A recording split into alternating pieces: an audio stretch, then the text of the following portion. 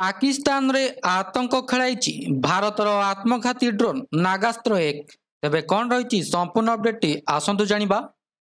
भारतीय सशस्त्र बाहिनी द्वारा ऑपरेशन सिंदूर आरंभ होगा परे पाकिस्तान समेत समग्र विश्व एवं प्रथम थर पर भारतीय आत्मघाती ड्रोन रो शक्ति देखुछि। पाकिस्तान रे आतंकवादी शिविर उपरे आक्रमण करिबा पई भारत बहुल परिमाण रे लॉइटरिंग ड्रोन व्यवहार करिछि।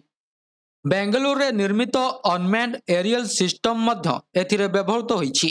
भारतर आत्मघाती ड्रोन नागास्त्र एक पाकिस्तान रे निजर शक्ति देखाइछि। तबे आसंतु जानिबा लॉइटरिंग युद्धास्त्र कौन अटे।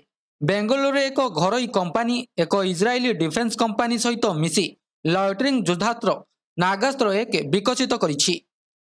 एगुड़िक संपूर्ण स्वयंचालित मानवहीन विमान सेगुड़िक निरीक्षण लक्ष्य ट्रैकिंग एवं विस्फोरक युद्धास्त्र सहित सठिक आक्रमण करने को सक्षम अटे।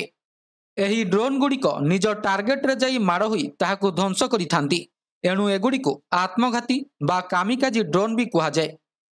6 एवं 7 मे रे मध्यरात्रि रे भारतीय सामरिक बाहिनी पाकिस्तान एवं पाक अधिकृत काश्मीर 9टी आतंकवादी आडा को टार्गेट करिबा पई बड़ परिमाण रे लॉइटरिंग गोला बारूद किंबा आत्मघाती ड्रोन व्यवहार करिथिला। एही ड्रोन गुड़िक पाकिस्तान रे प्रवेश करी अनेक आतंकवादी आडा को ध्वंस करि दैछि। एही ड्रोन गुड़िक लक्ष्यस्थल को चिन्हट एवं ट्रैकिंग करिबाकू एवं विस्फोरक युद्धास्त्र सहित सठिक आक्रमण करिबाकू सक्षम अटे।